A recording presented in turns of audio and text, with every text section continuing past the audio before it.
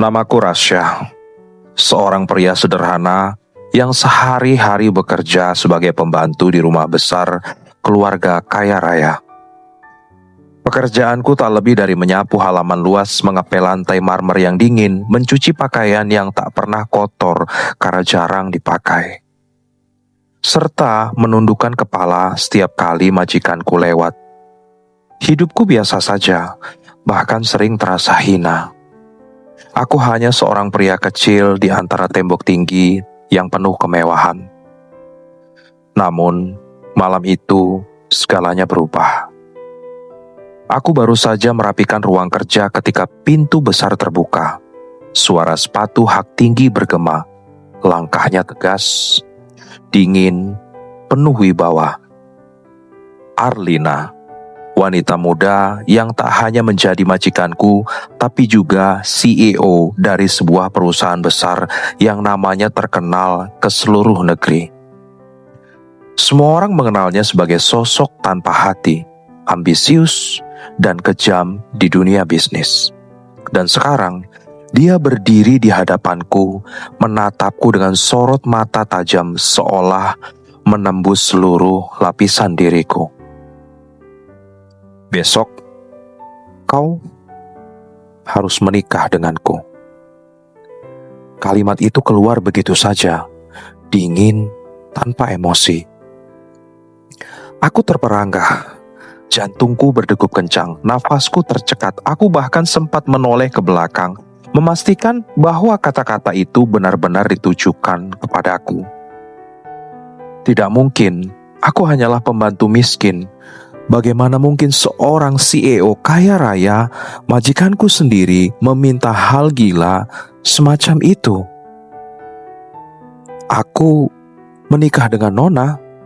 Tanyaku terbata, hampir tak percaya pada telingaku sendiri. Ya, jawabnya singkat. Ini hanya kontrak, tidak ada cinta. Aku butuh kamu untuk menghancurkan keluarga yang pernah mempermalukanku. Aku terpaku. Kata-katanya seperti petir yang menyambar di tengah malam.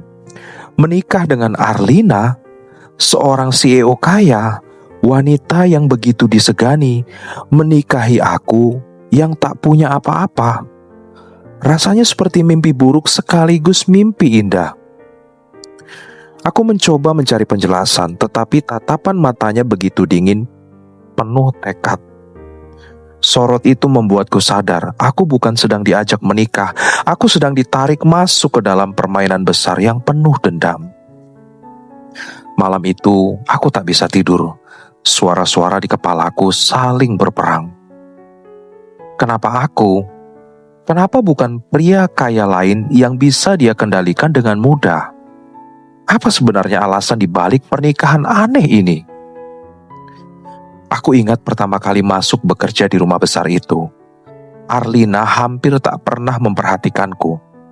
Baginya, aku hanyalah bayangan yang lewat di antara dinding megah rumah ini. Tapi ada satu malam yang tak pernah kulupakan. Saat aku sedang mengambil air di dapur, aku mendengar suara isak tangis dari balik pintu kamarnya. Tangis itu bukan tangis seorang wanita lemah, melainkan tangis penuh luka. Malam itu aku tahu, Arlina bukan hanya wanita dingin yang dibicarakan orang-orang. Dia menyimpan luka yang dalam, luka yang mungkin menjadi alasan kenapa dia berdiri di hadapanku malam ini dengan tatapan penuh dendam. Keesokan paginya, dunia seakan berjalan di luar logika. Aku dipakaikan jas hitam sederhana. Arlina mengenakan gaun putih elegan tanpa riasan berlebihan. Tidak ada tamu, tidak ada pesta, tidak ada senyum. Hanya sebuah meja kayu di kantor notaris dengan dokumen pernikahan di atasnya. Tanganku gemetar saat ku genggam pena, menuliskan tanda tangan di atas kertas yang mengikatku pada wanita yang bahkan tak pernah memberiku senyuman. Dan saat aku mengangkat kepalaku, kulihat Arlina juga menandatangani kertas itu dengan tatapan kosong. Aku resmi menjadi suami Arlina, suami seorang CEO kaya. Tapi ada sesuatu yang membuatku bergidik. Senyum tipis muncul di bibirnya setelah tanda tangan itu selesai. Senyum yang bukan menunjukkan kebahagiaan, melainkan semacam kepuasan dingin. Di balik senyum itu, aku melihat api dendam yang membara. Hari pertama setelah pernikahan, aku merasa seperti boneka. Arlina bahkan tidak membawaku ke rumah megahnya. Aku ditempatkan di ruang belakang, kamar sempit yang sama dengan tempat tinggalku sebelumnya sebagai pembantu. Dia tidak mengubah statusku, hanya menambahkan beban baru. Aku kini suaminya di atas kertas. Tapi tetap tak lebih dari seorang pelayan hina di matanya. Meski begitu, ada sesuatu yang terus mengganggu pikiranku. Kenapa aku? Kenapa seorang CEO kaya memilih seorang pembantu seperti diriku? Apakah benar karena aku mudah dikendalikan atau ada alasan lain yang lebih kelam? Malam-malam berikutnya, aku terus memikirkan kalimatnya. Aku butuh kamu untuk menghancurkan keluarga yang pernah mempermalukanku. Kata-kata itu bergema di kepalaku. Aku ingin tahu siapa yang telah membuat wanita sekuat dia sampai rela menikahi seorang pembantu demi balas dendam. Rasa penasaranku semakin besar hingga suatu malam aku kembali mendengar suara tangis dari kamarnya. Tangis itu lebih dalam, lebih menyayat dibanding tangis yang pernah kudengar dulu. Tanpa sadar, aku mendekat, berdiri di depan pintu. Dimas, ku dengar namanya berbisik lirih di antara isakannya. Mereka merebutmu dariku. Aku akan pastikan mereka hancur. Aku terdiam. Nama itu terpatri di kepalaku. Dimas, siapa dia? Kekasih lama? Suami yang hilang? Atau orang yang menjadi pusat dendam Arlina? Aku berbalik meninggalkan pintu dengan hati berdebar. Rasa ingin tahuku semakin menjadi-jadi. Arlina, wanita yang terlihat kuat, ternyata masih mencintai seseorang bernama Dimas. Dan dendamnya mungkin berakar dari kisah cinta itu. Keesokan paginya, sebuah kejutan lain menamparku. Arlina memanggilku ke ruang tamu. Dengan wajah datar dia berkata, "Mulai besok, kau ikut denganku ke rapat perusahaan. Aku akan memperkenalkanmu sebagai suamiku." Aku tercekat. Lidahku kaku, tubuhku kaku. Bayangkan, seorang pembantu hina tiba-tiba diperkenalkan sebagai suami sah seorang CEO di depan para pengusaha besar. "Kenapa aku harus ikut?" tanyaku lirih. Dia menatapku tajam. "Karena aku ingin mereka tahu aku sudah menikah dan aku ingin mereka hancur melihat siapa yang kupilih sebagai pasangan." Aku tak bisa berkata apa-apa lagi. Hari itu aku mulai sadar pernikahan ini hanyalah permulaan dari badai besar yang akan menelanku. Dan di akhir malam, saat aku menatap langit dari jendela kecil kamar sempitku, aku mendengar suara langkah Arlina mendekat. Dia berhenti tepat di depan pintu, tidak masuk, hanya berdiri. "Jangan pernah berpikir kau istimewa," ucapnya pelan, hampir seperti bisikan. "Kau hanya pion dalam permainan dendamku." Aku membeku. Kata-kata itu seperti pisau dingin yang menusuk dadaku. Tapi di balik nada dinginnya, aku mendengar getaran samar. Seolah dia sedang menahan perasaan lain yang tak bisa dia ucapkan. Dan malam itu, untuk pertama kalinya, aku merasa pernikahan ini bukan hanya perang dendam. Ada rahasia besar yang tersembunyi di baliknya. Aku hanya belum tahu. Rahasia itu akan menyeretku pada luka lama keluargaku sendiri. Hari-hari setelah pernikahan itu benar-benar seperti mimpi buruk yang tak berujung. Pagi hari dimulai dengan rutinitas yang sama.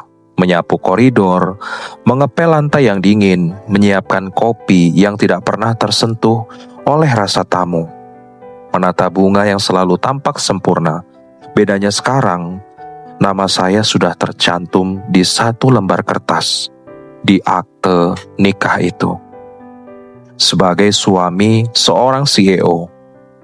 Tapi di rumah ini, untuk semua orang selain notaris, aku tetaplah Rasya pembantu. Tangan yang menggosok sepatu pria, yang membetulkan dasi tamu, wajah yang tunduk saat Arlina lewat. Pernikahan di atas kertas tidak mengubah harga diriku di mata mereka.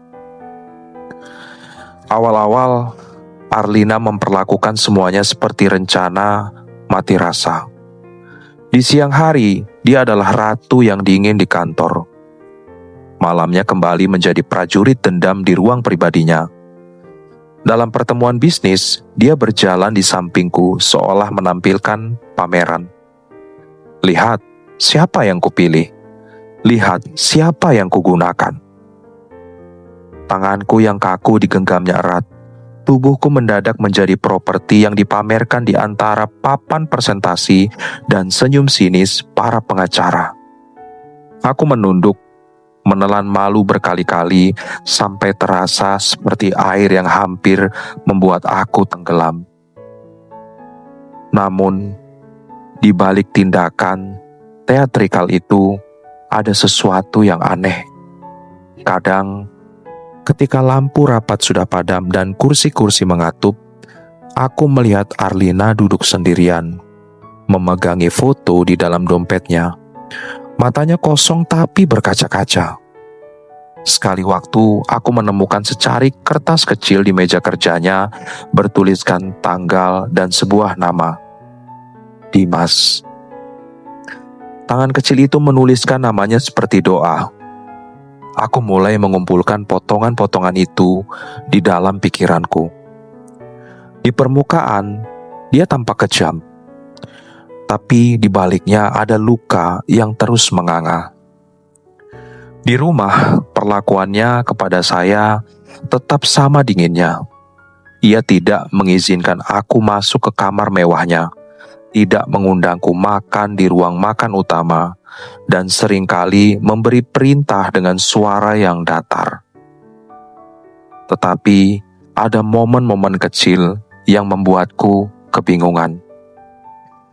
Sebuah piring yang diletakkannya secara diam-diam di meja belakang saat aku lembur membersihkan, atau sehelai selimut yang tiba-tiba kusadari tergantung di kursi kamar pembantu.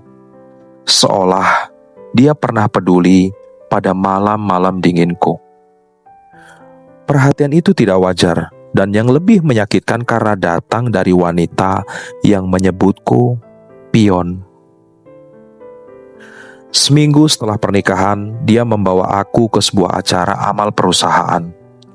Ruangan dipenuhi wajah-wajah berpakaian rapi. Tablet yang merekam tiap gerak, kamera yang menyorot setiap langkah. Saat namaku diperkenalkan sebagai suami Arlina, tepuk tangan kecil bergema di sisi-sisi ruangan. Beberapa menatap heran, beberapa menahan tawa. Tubuhku menjadi beku, ada keringat di pelipisku. Yang paling menyakitkan adalah saat seorang kolega lama Arlina, seorang pria dengan kumis tipis, memandang kepada kami dengan mata yang penuh tanya, lalu memberi kode kepada asisten. Dia siapa?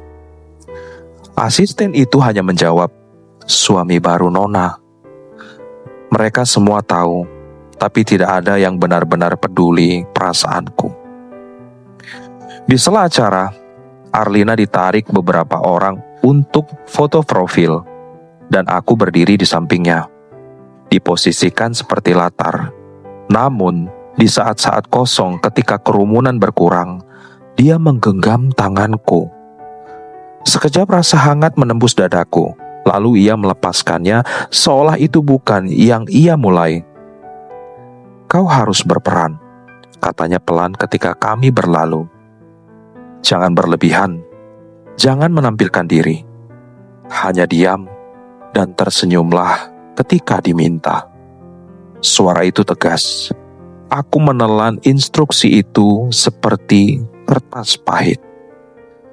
Malam itu ketika kami kembali, aku melihat sudut-sudut rumah yang seakan menolak perubahan.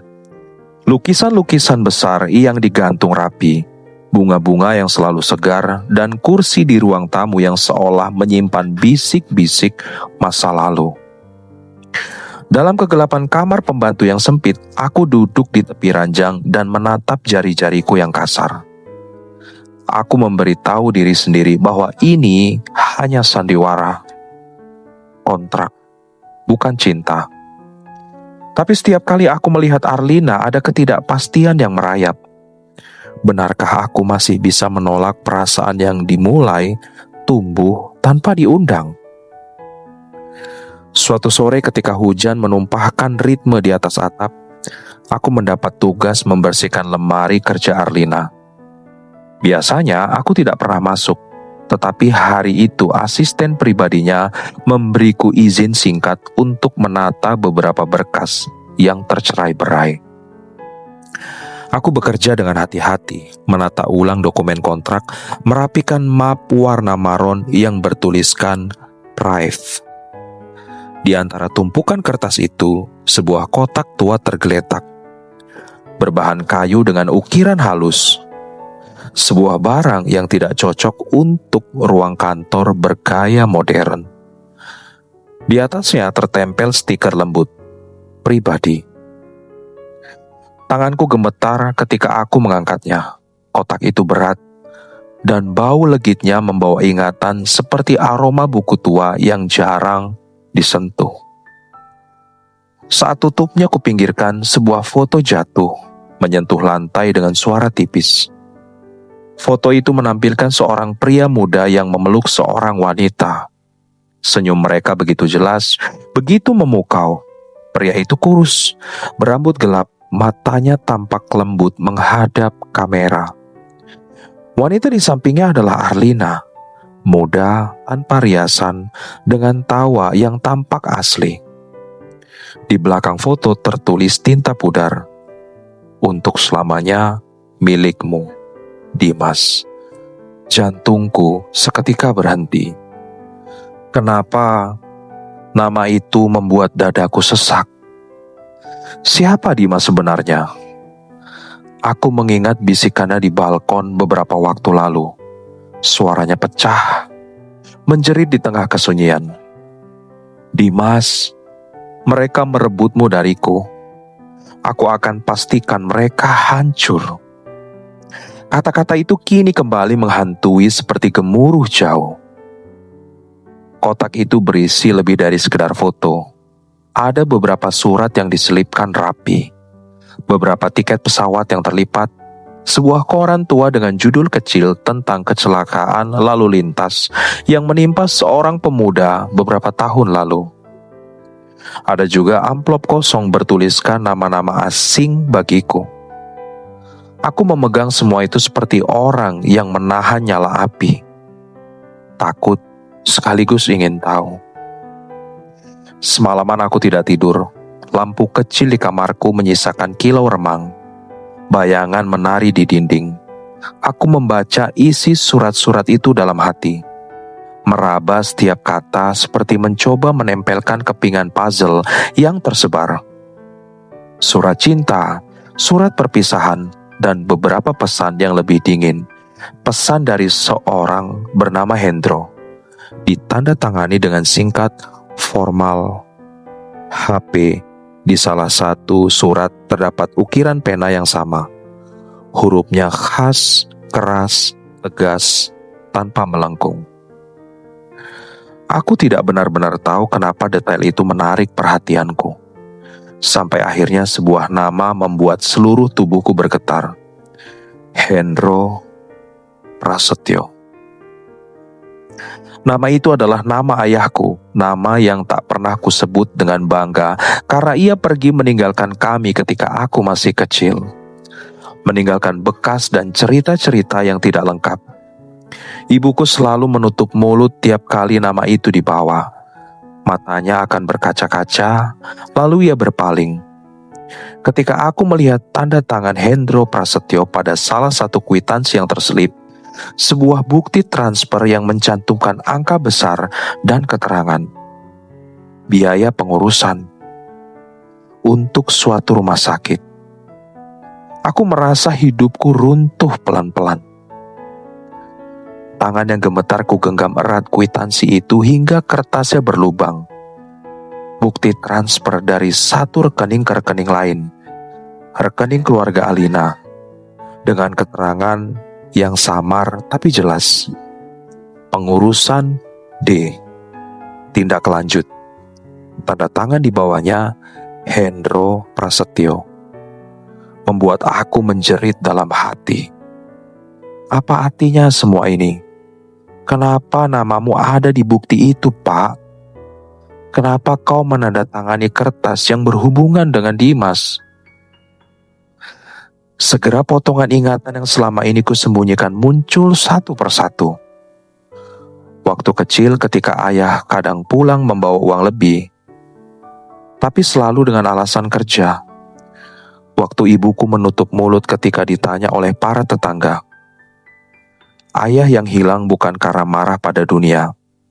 Ia pergi karena terlibat pada sesuatu yang besar.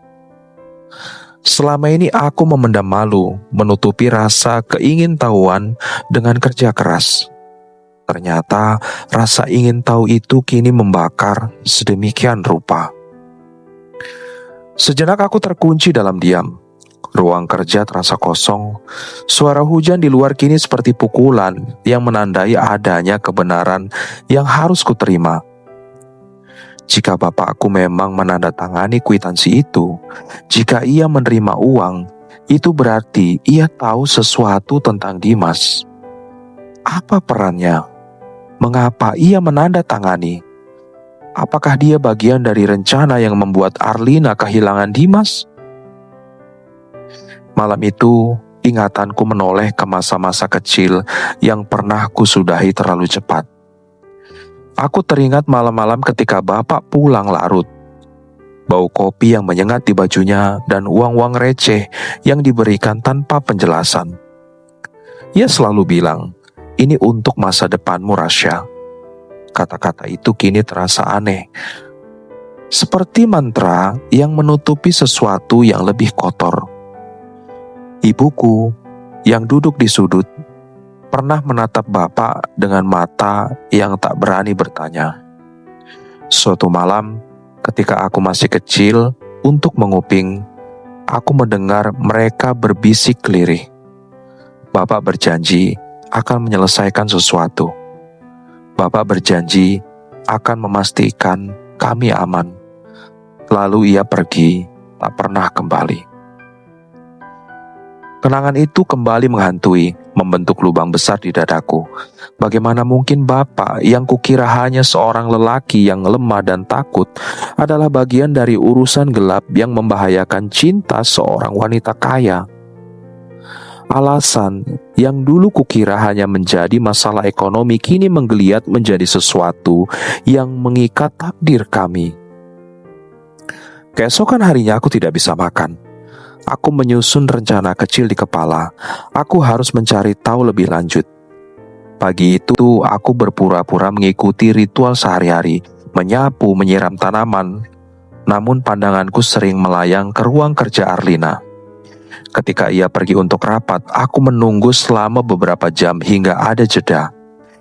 Ketika rumah sedikit sepi, ketika asisten pribadinya sibuk di dapur, dan ketika langit menutup gerimis, pelan-pelan aku mendekati pintu yang biasa tertutup rapat itu. Kunci kamar kerjanya ditinggal dalam keadaan tidak terkunci. Rasanya seperti sebuah undangan.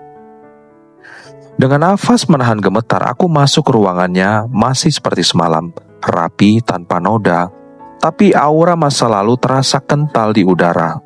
Aku membuka lemari, mencari-cari di balik tumpukan dokumen. Tangan ini menemukan folder lain, berlabel nama-nama. Ada satu map warna abu-abu yang berbeda, tampaknya map pribadi. Aku meraihnya dan mengangkat isinya dengan hati-hati.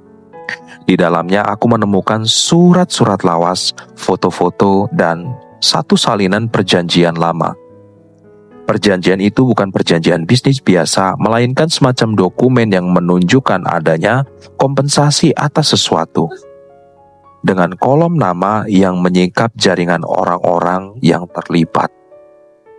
Di antaranya ada nama Hendro Prasetyo, lengkap dengan cap stempel perusahaan yang samar. Telingaku berdengung, mata ini terasa berat, seolah duniaku tiba-tiba diputar balik. Semua fragmen yang selama ini kusembunyikan dalam laci memori kini bersatu menjadi gambaran yang menakutkan. Ada transaksi yang menghubungkan keluarga ayahku dengan keluarga Arlina. Uang yang diserahkan, dokumen-dokumen yang ditandatangani, dan sebuah nama Dimas yang menjadi pusatnya. Pada titik itulah aku mendengar suara langkah. Aku membeku, menutup map dan bersembunyi di balik tirai.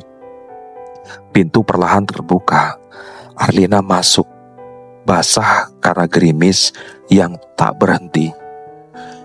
Dia tampak kucel, rambutnya sedikit berantakan, pipinya merah karena dingin.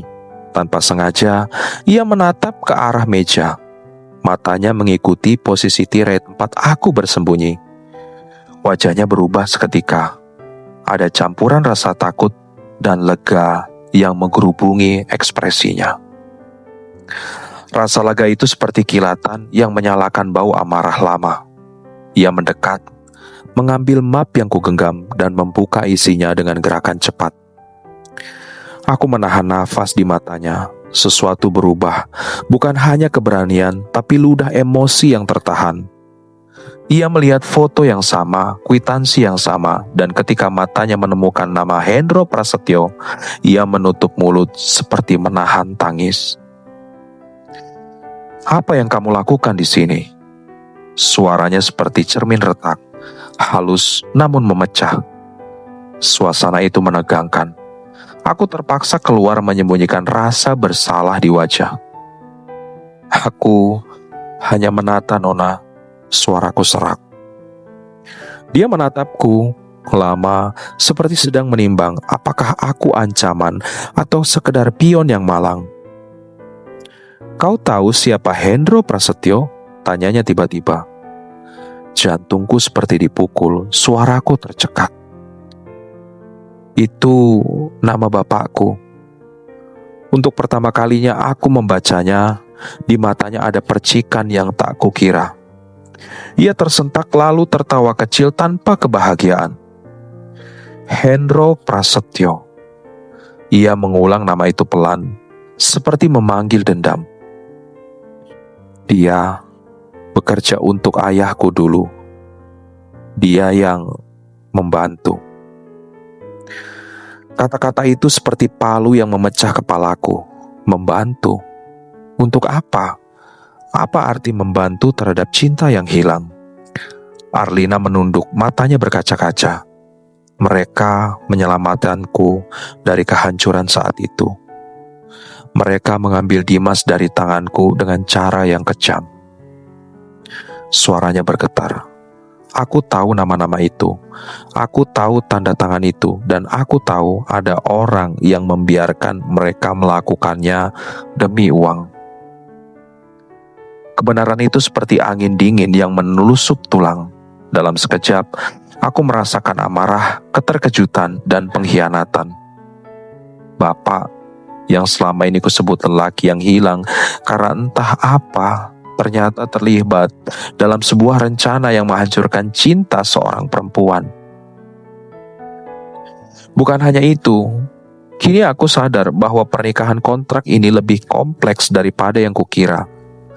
Aku bukan hanya pion di atas kertas perusahaan, aku adalah buah dari keputusan bapak dan keluarga yang berutang dendam.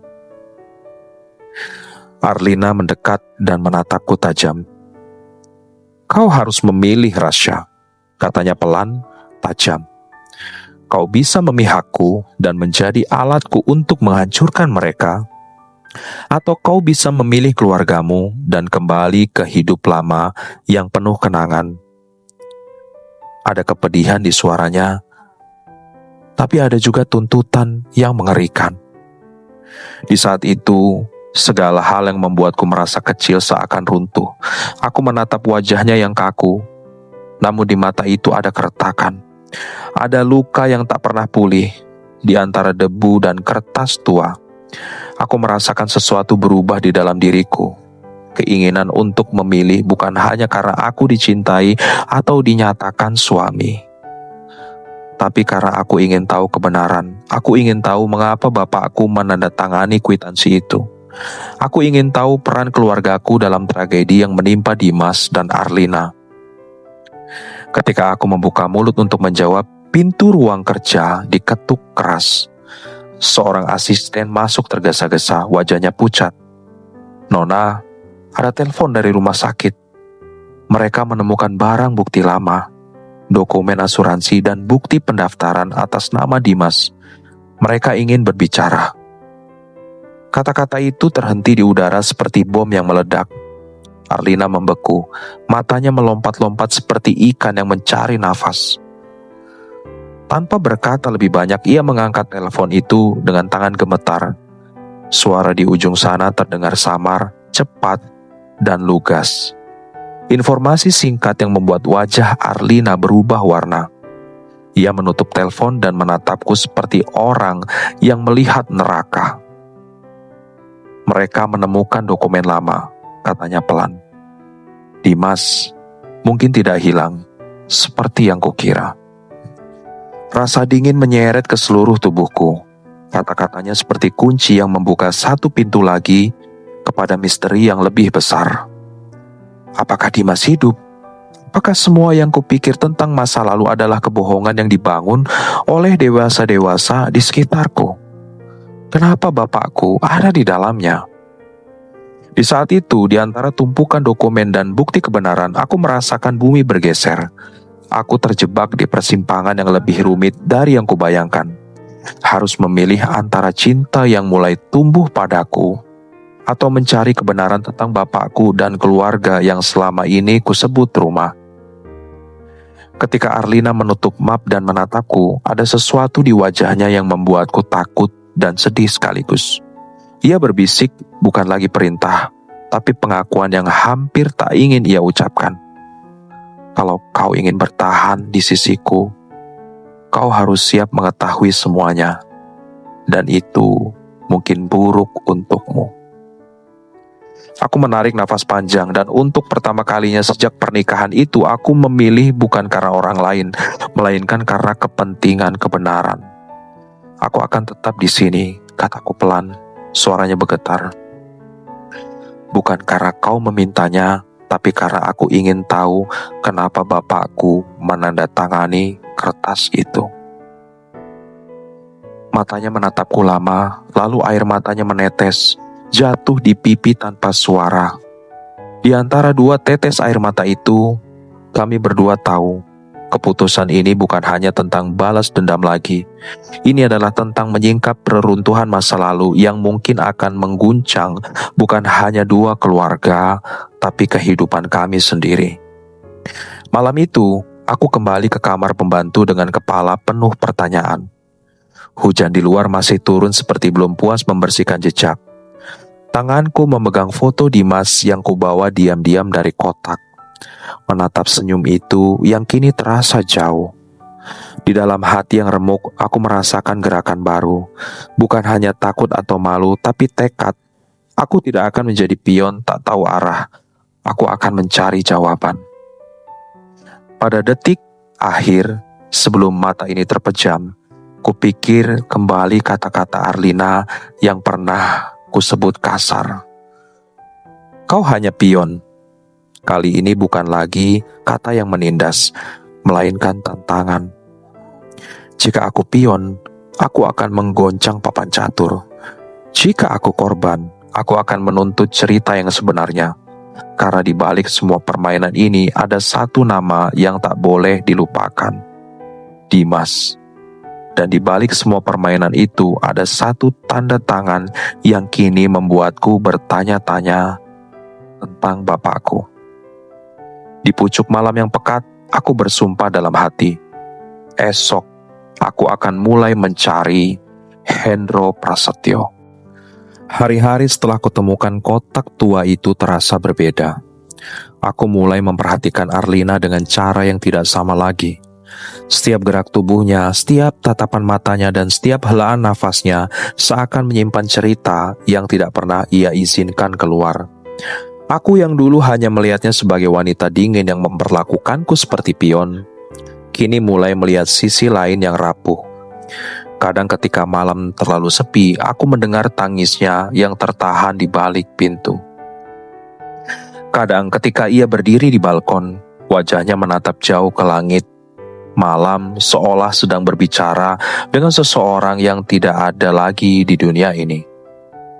Tanpa kusadari, perasaanku mulai berubah. Aku tidak lagi hanya merasa iba, tapi juga jatuh hati. Ini bodoh, aku tahu. Bagaimana mungkin aku bisa mencintai seseorang yang jelas-jelas menikahiku demi dendam? Tapi rasa itu tumbuh begitu saja, menembus celah kebencian yang ia tunjukkan kepadaku. Aku jatuh cinta pada luka di balik tatapannya. Aku jatuh cinta pada rapuh yang selalu ia sembunyikan. Namun justru ketika aku mulai terjebak oleh perasaan itu, sebuah kejutan besar datang. Malam itu ada sebuah acara bisnis besar di hotel megah milik rekan kerja Arlina. Aku mendampinginya seperti biasa, berdiri di sampingnya sebagai suami bayangan. Aku pikir semuanya akan berjalan biasa saja. Tatapan sinis orang-orang, tangan Arlina yang menggenggamku dengan dingin, senyum palsu yang kutebar agar terlihat wajar. Tapi semua itu hancur ketika mataku bertemu dengan sosok yang tak pernah kuduga. Seorang pria parubaya dengan jas hitam yang rapi, rambutnya sudah memutih sebagian, wajahnya tegas tapi menyimpan kelelahan. Ia berjalan mendekat bersama beberapa kolega bisnis. Ketika pandangan kami bertemu, ia terhenti. Tatapannya membeku, bibirnya terbuka, suaranya bergetar menyebut namaku. Rasya? Darahku berdesir, aku pun terpaku. Dunia seakan berhenti. Suara musik, obrolan orang-orang, bahkan genggaman tangan Arlina di pergelanganku tak lagi kurasakan. Yang kulihat hanya dia, ayahku. Ayah yang sudah belasan tahun meninggalkanku dan ibuku tanpa jejak. Aku ingin lari, ingin pura-pura tidak kenal, tapi tubuhku kaku. Aku terlalu terkejut untuk bergerak. Ayah, suaraku nyaris tak terdengar. Arlina yang sedari tadi memperhatikan menoleh cepat ke arah pria itu. Matanya melebar, lalu menyipit penuh kebencian. Hendro Prasetyo, gumamnya dengan nada yang penuh racun. Saat itu aku baru sadar sesuatu yang lebih mengerikan. Bukan hanya karena pria itu ayahku, tapi karena ada sesuatu yang jauh lebih dalam. Salah satu kolega memperkenalkan pria itu dengan lantang. Ini Pak Hendro, ayah dari almarhum Dimas. Kata-kata itu menghantamku seperti petir yang menyambar di tengah hujan. Aku terhuyung. Jadi benar, pria yang kucintai diam-diam, wanita yang menikahiku demi balas dendam, pernah kehilangan cintanya pada seorang pria bernama Dimas. Dan Dimas itu ternyata adalah putra kandung ayahku. Aku nyaris tidak bisa bernapas. Ruangan hotel yang terang benderang tiba-tiba terasa gelap. Aku ingin menolak kenyataan itu, tapi semua orang menatap kami dengan heran, menunggu penjelasan. Arlina tersenyum dingin, senyum yang lebih menusuk daripada 1000 pisau. Sekarang kau tahu kan, Rasya? Bisiknya dengan suara yang hanya bisa aku dengar. Kenapa aku menikahimu? Karena kau adalah anak dari keluarga yang menghancurkan hidupku. Dunia runtuh di hadapanku. Jadi ini semua bukan kebetulan. Aku dipilih bukan karena kebaikan hatiku, bukan karena aku pria yang bisa ia kendalikan. Aku dipilih karena aku adalah darah dari lelaki yang membuatnya kehilangan segalanya. Setelah acara itu, Aku tidak sanggup menatap siapapun. Aku berjalan pulang dengan langkah gontai, sementara Arlina berjalan di sampingku dengan wajah datar, seolah tak terjadi apa-apa.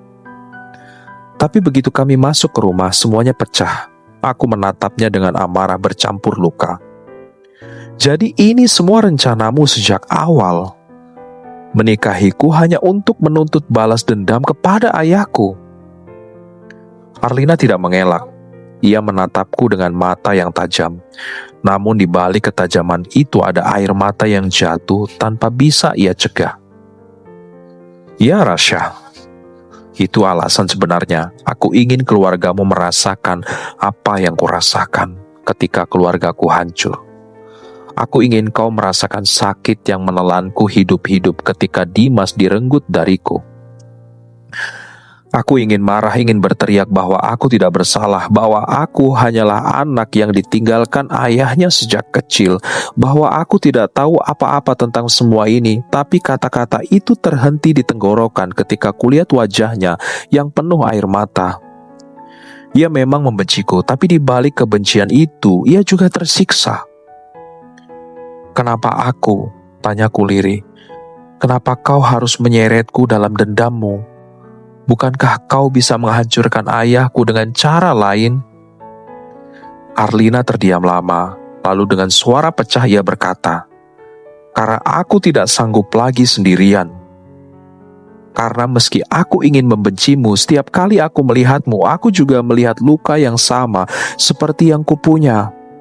Kita sama-sama ditinggalkan, Rasya. Kau ditinggalkan ayahmu, aku ditinggalkan cintaku, dan entah kenapa, semakin aku mencoba membencimu, aku justru semakin takut kehilanganmu." Kata-kata itu membuat dadaku sesak. Aku tidak tahu harus merasa apa. Aku ingin menolak perasaan itu, tapi kenyataannya aku sudah jatuh hati padanya.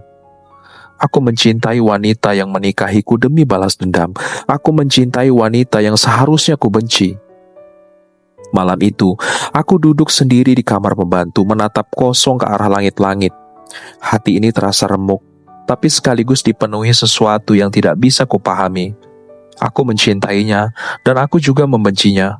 Aku ingin pergi, tapi kakiku seakan terikat oleh sesuatu yang lebih kuat daripada rantai.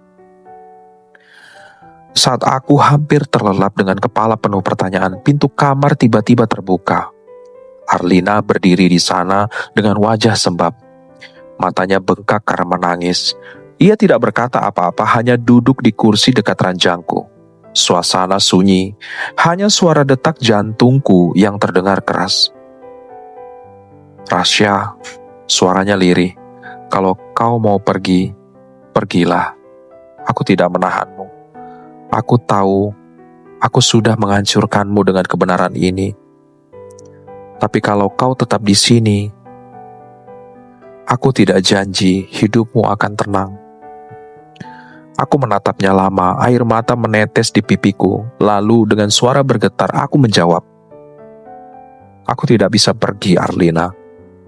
Karena meski aku tahu kau menikahiku demi dendam, aku sudah terlanjur mencintaimu." Arlina terdiam, air matanya kembali jatuh, tapi kali ini ia tidak menutupinya. Ia hanya menatapku dengan wajah penuh luka, seolah kalimatku adalah hal terakhir yang ingin ia dengar, tapi juga hal yang paling ia butuhkan.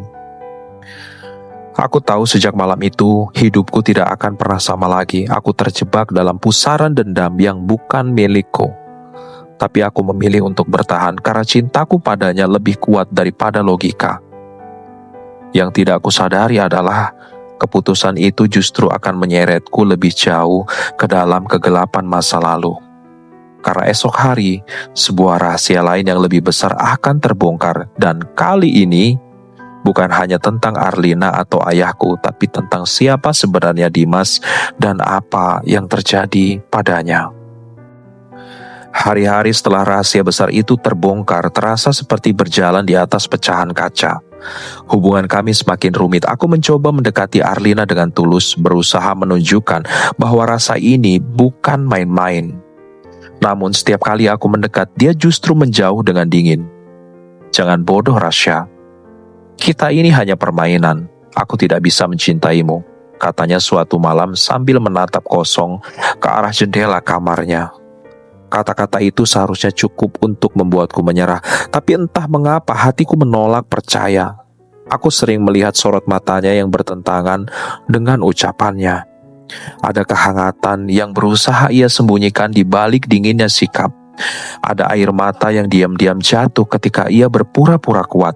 Bahkan pernah suatu malam aku memergokinya menangis terisak di balkon. Tanpa berkata apa-apa, ia tiba-tiba mendekapku. Tubuhnya bergetar, tangannya mencengkram bajuku seakan tak ingin melepaskan. Dalam diam itu, aku tahu hatinya sedang berperang. Di sisi lain, keluargaku mulai mengusik kehidupanku. Mereka tak tahan melihatku terikat dalam pernikahan penuh dendam ini. Suatu sore aku dipanggil oleh ayahku. "Rasya," katanya dengan suara berat, "lepaskan dia. Kau tak tahu apa yang kau hadapi. Semua dendam itu harus berakhir. Jangan teruskan permainan ini." Aku menatap ayahku dengan tajam, menahan gejolak di dadaku. "Aku bukan lagi anak kalian. Aku suami Arlina, dan aku akan tetap di sisinya." Jawabanku mantap. Ayahku terdiam, wajahnya berubah kaku. Aku tahu ia tak menyangka aku akan sekeras ini menolak. Tapi aku tak peduli. Untuk pertama kalinya dalam hidupku, aku memilih jalanku sendiri. Konflik akhirnya memuncak ketika keluarga Arlina dan keluargaku dipertemukan dalam sebuah pertemuan yang tak bisa dihindari. Suasana tegang terasa sejak awal. Arlina duduk di sampingku dengan wajah dingin, tapi aku bisa merasakan tangannya sedikit bergetar. Ayahku menatap kami dengan mata penuh rahasia, dan di sanalah semua kebenarannya terungkap. Ternyata Dimas, kekasih lama Arlina, pria yang ia kira sudah meninggal, tidak benar-benar tiada. Ia hanya dipisahkan secara paksa. Semua itu ulah ayahku, yang tak rela melihat putranya jatuh cinta pada wanita yang dianggap bisa menghancurkan bisnis keluarga. Kata-kata itu seperti bom yang meledak di ruangan. Arlina histeris, ia berdiri, matanya merah, tangannya gemetar. Jadi, semua ini sia-sia. Semua dendamku hanyalah permainan orang tua. Suaranya pecah. Tubuhnya hampir tak sanggup berdiri. Aku meraih tangannya, menggenggam erat agar ia tidak jatuh. Hatiku ikut hancur mendengar sebuah kebenaran itu. Betapa beratnya luka yang ia tanggung sendirian selama ini. Aku menatap wajahnya yang berurai air mata. "Arlina, kalau kau ingin berhenti membenci, aku ada di sini. Kau tidak sendirian lagi. Biar aku yang mencintaimu dengan tulus."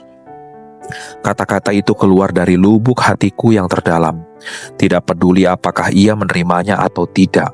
Aku hanya ingin ia tahu bahwa ada seseorang yang siap memeluk lukanya. Arlina menatapku dengan mata berkaca-kaca. Untuk pertama kali sejak aku mengenalnya, tatapannya tidak lagi penuh kebencian, melainkan kerinduan akan cinta yang lama ia kubur. Ia terisak, tubuhnya jatuh ke dalam pelukanku, dan malam itu kami menangis bersama. Menangisi cinta yang hilang, dendam yang sia-sia, dan nasib yang mempermainkan kami. Hari-hari berikutnya menjadi masa yang paling membingungkan. Arlina tak lagi sedingin dulu. Ia mulai terbuka, walau masih ada dinding yang ia bangun. Ada momen-momen kecil di mana ia tersenyum padaku, meski hanya sekilas. Ada juga saat-saat ia termenung lama, seakan memikirkan masa depan yang tak pasti. Aku tahu hatinya sedang berada di persimpangan. Aku pun tak pernah menuntut jawaban darinya. Aku hanya ingin berada di sisinya, menemani langkahnya yang rapuh. Namun keputusan besar itu akhirnya datang, lebih cepat dari yang kubayangkan. Suatu pagi, Arlina duduk di kursi ruang tamu dengan sebuah koper kecil di sampingnya. Wajahnya pucat, tapi matanya penuh keteguhan. "Rasya," katanya pelan, "aku harus pergi. Aku tidak bisa terus seperti ini. Dendamku sudah terlalu lama membelenggu, dan aku tahu aku juga tidak adil padamu. Aku tercekat, tubuhku kaku mendengar kata-kata itu. Pergi? Kemana? Kenapa, Arlina? Tanyaku dengan suara bergetar. Ia menunduk, tangannya menggenggam koper erat-erat. Aku harus mencari diriku sendiri. Semua luka, semua kebencian, semua kenangan tentang Dimas. Aku harus berdamai dengan semuanya. Aku tidak bisa mencintaimu dengan utuh kalau aku sendiri belum sembuh. Air mataku mengalir tanpa bisa kutahan. Aku ingin memeluknya, menahannya agar tidak pergi. Tapi aku tahu, kali ini tak boleh egois. Dengan suara serak aku berkata, kalau itu yang membuatmu bahagia, aku akan mendukungmu. Tapi ingat, Arlina, hatiku akan selalu menunggumu. Entah kau kembali sebagai istriku atau sekedar cinta yang tak pernah sempat berlabuh. Arlina menatapku lama, lalu tersenyum tipis di balik air matanya. Senyum yang pahit sekaligus indah. Ia lalu melangkah pergi, meninggalkan rumah yang dulu penuh dengan pertengkaran, tapi kini meninggalkan kenangan yang tak pernah kulupakan. Pintu tertutup pelan di belakangnya, dan sejak saat itu, rumah itu terasa hampa. Hari-hari setelah kepergiannya kembali seperti dulu. Aku kembali menjadi pria sederhana, menjalani hidup seadanya. Tapi ada yang berbeda. Aku bukan lagi rahasia yang pasrah pada nasib. Aku kini membawa luka sekaligus kenangan. Aku pernah menjadi suami seorang CEO kaya.